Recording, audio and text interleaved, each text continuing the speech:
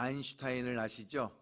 유명한 과학자인데 이웃으로부터 저녁 식사 초대를 받았습니다. 그런데 그 초대받은 집에 중학교에 다니는 딸 아이가 하나 있었습니다.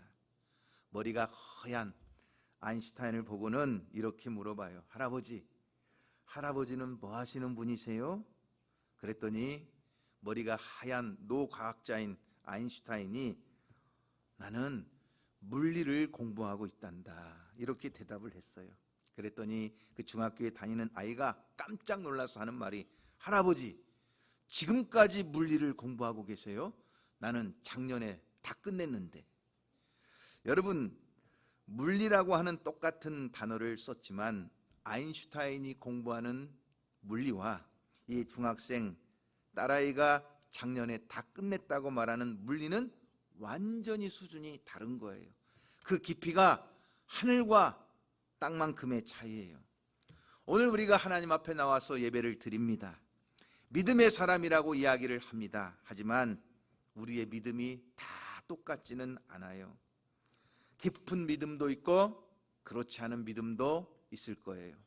우리가 예수를 안다고 하지만 그 예수님을 아는 깊은 지식을 가지고 풍성한 하나님의 은혜를 누리는 사람이 있는가 하면 그렇지 못한 사람도 있을 거예요.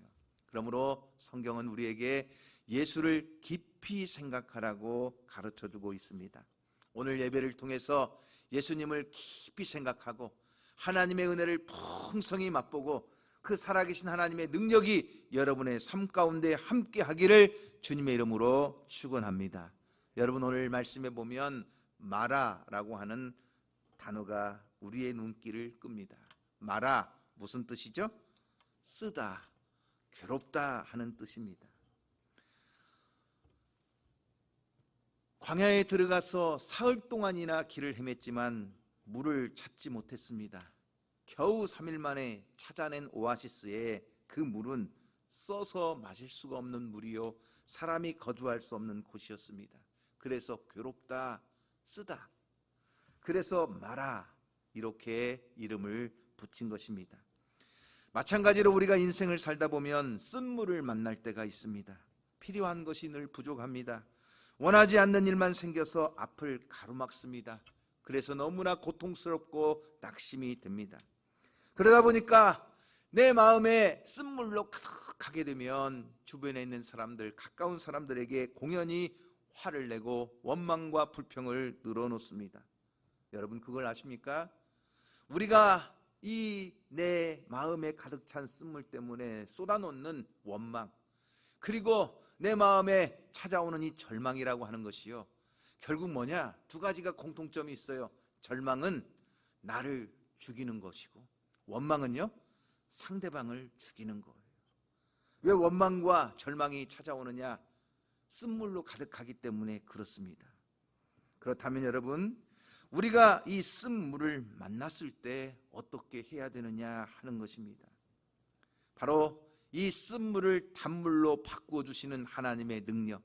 모세가 하나님 앞에 기도했을 때 하나님이 지시하시는 나무를 그 쓴물에 던졌더니 달게 된 것처럼 오늘 예수 그리스도의 십자가, 그 십자가의 보혈에 우리가 풍덩 빠지기만 하면 우리의 인생의 모든 쓴물을 단물로 변화시켜 주시는 줄로 믿으시기를 바랍니다.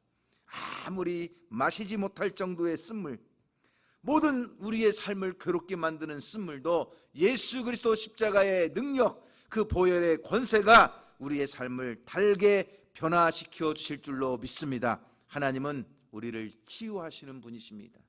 그래서 마라의 쓴물을 단물로 변화시킨 것처럼 하나님은 우리가 인생의 걸음 위에서 만나는 수많은 고난과 수많은 마라와 같은 고통 속에서도 우리를 쓴물을 단물로 바꾸어 주시는데, 사실은 제가 설교를 다 원고를 준비해 놓고 하나님 앞에 기도하면서 묵상을 하다가 지난번 다니엘 기도회에서 은혜를 나누었던 말씀을 조금 줄여서 편집을 했습니다. 오늘은 제가 하고자 하는 설교의 내용이 이 간증 내용 속에 다 들어 있습니다.